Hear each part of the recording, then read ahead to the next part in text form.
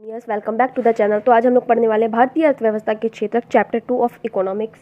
तो सबसे पहले क्षेत्रक क्या होता है, ये हमने क्लास 9th में पढ़ा था, बट बहुत सारे लोगों को नहीं याद होगा एंड हमारे सिलेबस में ये इंपॉर्टेंट है जानना, इससे कई क्वेश्चन आते हैं। तो अगेन देख लेते हैं।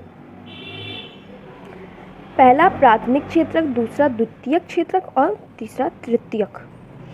ये बहुत ईजी सा है, नाम तो नॉर्मल याद ही रहेगा।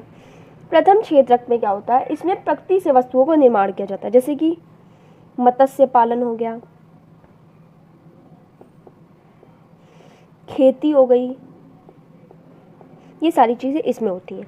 अब द्वितीयक में क्या होता है, तो इन चीज़ों से इसका निर्माण होता है, इसमें उनका विनिर्माण का काम किया जाता है प्राथमिक क्षेत्रक का। जैसे कि इसमें कपास उगेगी और इसमें कपास से कपड़े बनाए जाएंगे,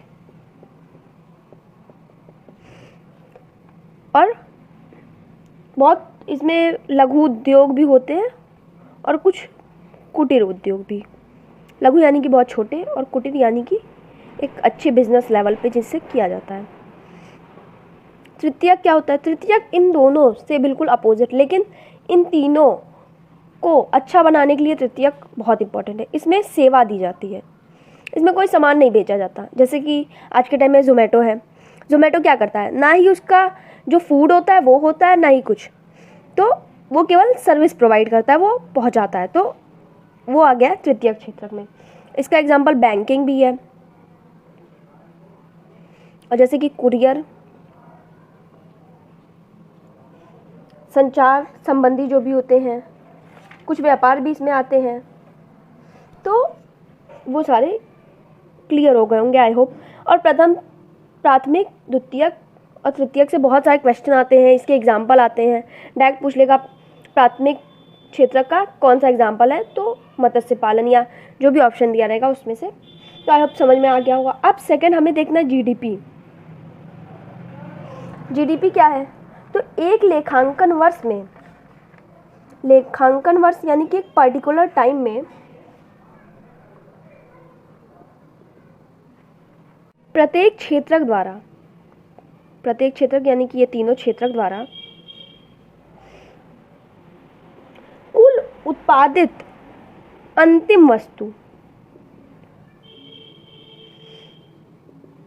अंतिम वस्तुओं और सेवाओं के मूल्य के कुल जोड़ को जीडीपी कहते हैं।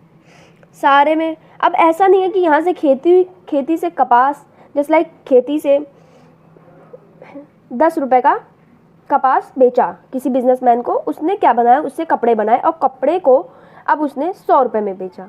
तो यहाँ पे 10 को नहीं कैलकुलेट किया जाएगा, अब यहाँ पे सीधे 100 को कैलकुलेट किया जाएगा। क्यों? क्योंकि कुल अंतिम उत्पाद। तो आई होप समझ में आ गया होगा। जीडीपी का जो सबसे ज़्यादा हिस्सा बनाता है वो तृतीयक क्षेत्रक बनाता है। क्यों?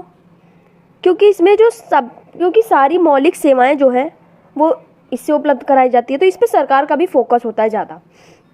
अब प्राथमिक में हम देखें खेती, ये सब ज़्यादा प्रॉफिटेबल चीज़ नहीं है। कुटीर उद्योग भी कम है जितना तृतीयक में हर तरह के ट्रांसपोर्ट आते हैं, और जब से हरित क्रांति हुई तब से फसलों की उपज क्या हुई, बढ़ गई।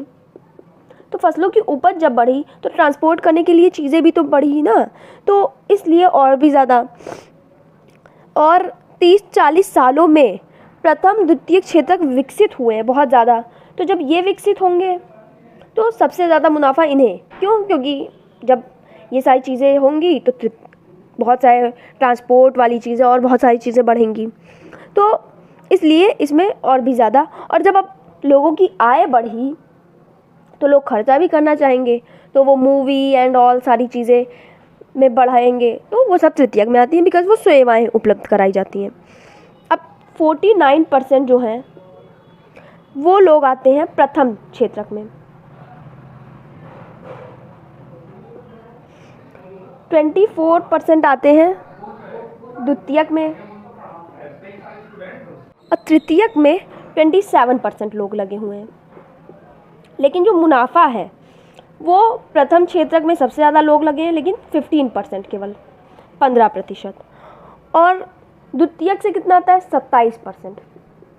जबकि तृतीयक में 27% लोग लगे और वहाँ से मुनाफा आता है, जीडीपी बढ़ती है 58% तक। तो इसलिए तृतीय क्षेत्र पे सरकार बहुत ज़्यादा फोकस करते हुए और इसे सबसे ज़्यादा बढ़ावा दे रही है। तो आई होप जीडीपी समझ में आ गया। अब हम लोग बेरोजगारी के बारे में पढ़ लेते हैं। सबसे पहले आता है प्रच्छन्न बेरोजगारी। तो प्रच्छन्न बेरोजगारी क्या है? ऐसी परिस्थिति जिसमें लोगों को लगता है कि वो काम कर रहे हैं लेकिन वो क्या होते हैं? बेरोजगार होते हैं सच में देखें तो।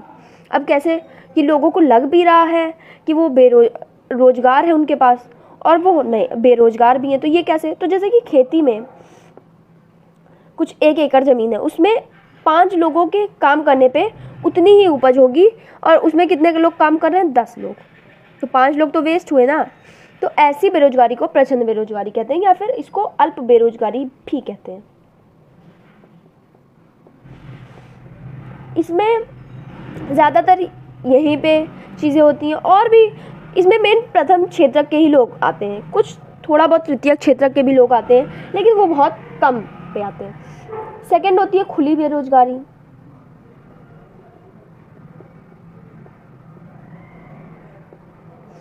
ये वो बेरोजगारी है जिसमें लोग चाहते हैं काम करना, लोगों को रोजगार चाहिए लेकिन क्या है? उनके पास रोजगार नहीं है, तो इसे बोलते हैं खुली बेरोजगारी। इसमें सीधे सीधे पता चलता है कि लोग बेरोजगार हैं। उनके स्थान पर औद्योगिक ढांचा बहुत छोटा होता है तो उनको रोजगार चाहिए, जैसे कि फैक्ट्री है। अब लोगों को फैक्ट्री में काम करना है लेकिन जब उस क्षेत्र में फैक्ट्री बहुत 1-2 होगी, उसमें पहले से वर्कर हैं तो इन्हें कोई नहीं लेगा, तो उसे कहते हैं खुली बेरोजगारी। अब थर्ड है मौसमी बेरोजगारी।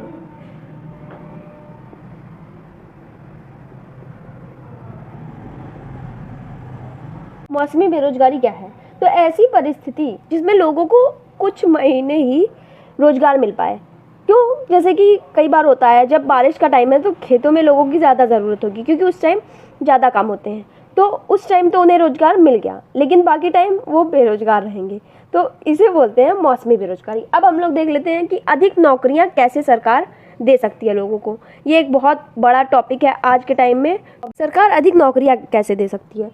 तो अधिक नौकरियों की जगह वो लोगों की, जैसे जो खेत में काम करते हैं उनको क्या लोन दे, तो वो अच्छे बीज यूज़ करेंगे तो अधिक उपज होगी। तो ये नौकरी तो इससे नहीं बढ़ेगी लेकिन इससे लोगों की, नॉर्मल लोगों की आय, गरीब लोगों की आय बढ़ सकती है। गांव को सड़क से जोड़ दे तो ट्रांसपोर्ट का माध्यम बढ़ेगा और सड़क बनाते वक्त जो रोजगार के लिए कुछ लोग काम करेंगे उनकी आय होगी। तो ऐसे भी नौकरियां दे सकती है, इसमें ज़्यादा कोई स्किल भी नहीं चाहिए है, तो ऐसे और ट्रांसपोर्टेशन से भी बहुत सारी चीज़ें बढ़ेंगी। थर्ड है उद्योग को छोटी जगह पर, जैसे कि अब कोई छोटी जगह, कोई बहुत ज़्यादा डेवलप्ड एरिया नहीं है तो वहाँ पे क्या कर सकती है? वहाँ पे अगर सरकार देखे कि गन्ने की खेती ज़्यादा है तो वहाँ पे वो चीनी मिल लगा सकती है, तो वहाँ पे नॉर्मल जो वहाँ के किसान होंगे उन्हें भी फ़ायदा होगा कि उनको अब पास में ही चीनी मिल है, अब तुरंत बिक जाएगा, ईजी हो जाएगा। और चीनी मिल में बहुत सारे वर्कर्स काम करेंगे तो उनको ज़्यादा बढ़ेंगी नौकरियाँ। इंडिया में लगभग 60% 5 से 29 साल के लोग हैं, तो उसके अकॉर्डिंग 52% ही स्कूल हैं।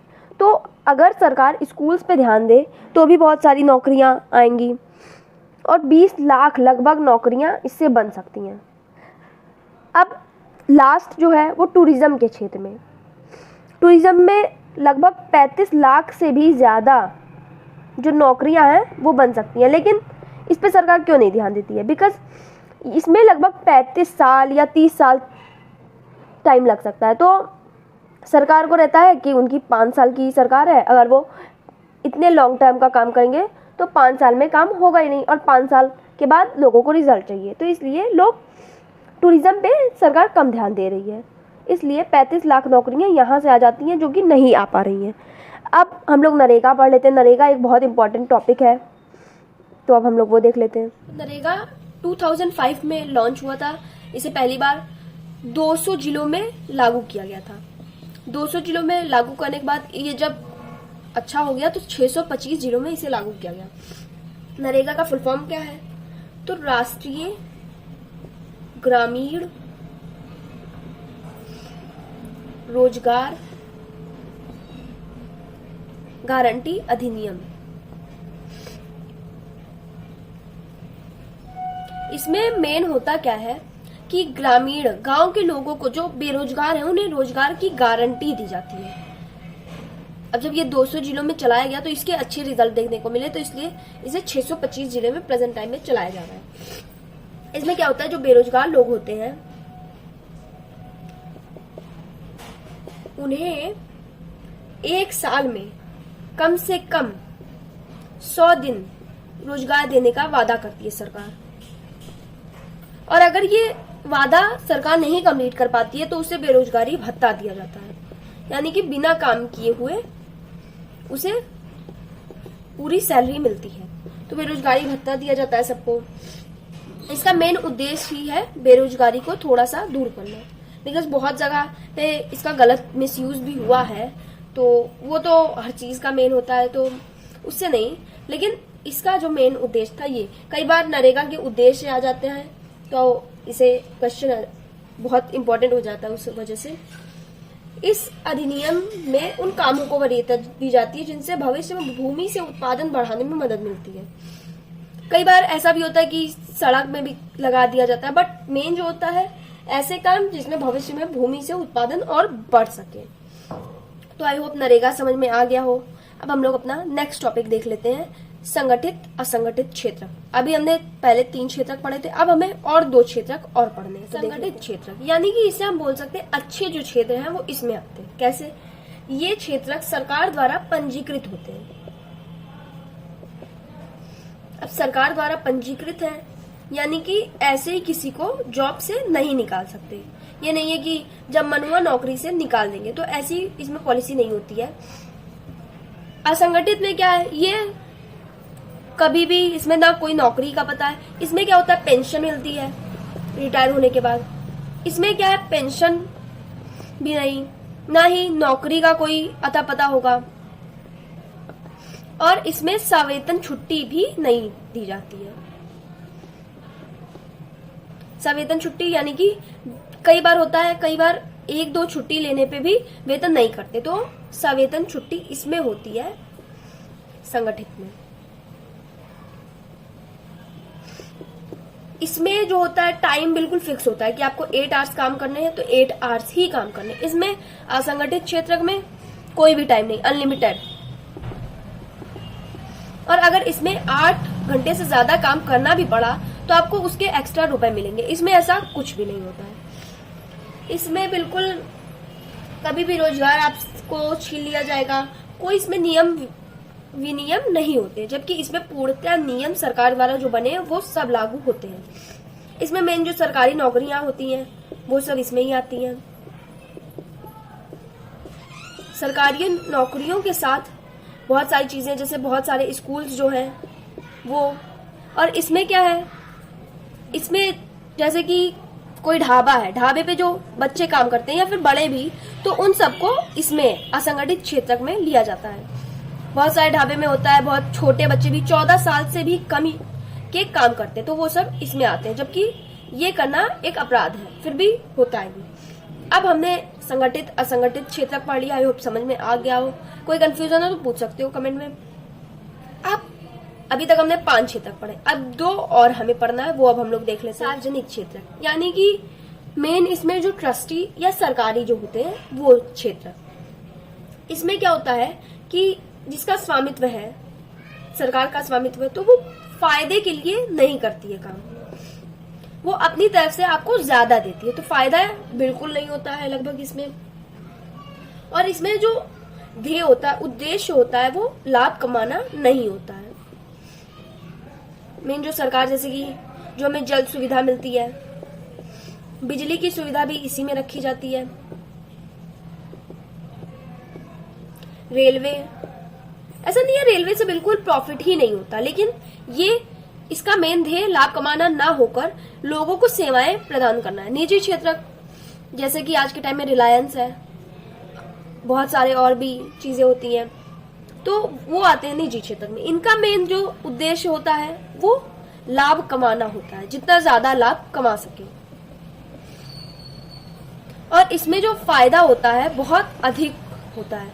अब कई बार क्वेश्चन आता है कि रेलवे, जल, बिजली निजी में क्यों नहीं है। तो क्यों नहीं है, क्योंकि इन्हें क्या है, अगर जल अब नॉर्मल जो निजी क्षेत्र में है 20 रुपए की लीटर मिलती है। अब अगर 20 रुपए लीटर अगर मिलने लगे तो लोग बिल्कुल अफोर्ड नहीं कर पाएंगे नॉर्मल।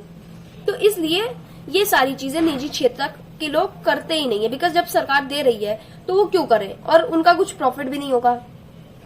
अब बहुत सारी चीजें हैं, जैसे कि निजी क्षेत्र में जो एग्जाम्पल होंगे वो बहुत सारी जो कंपनियां हैं वो सब इसमें आती हैं, जैसे कि टाटा, रिलायंस, तो ये सारी कंपनियां इसमें आती हैं। तो आई होप समझ में आ गया हो। ये लास्ट टॉपिक था हमारे चैप्टर का।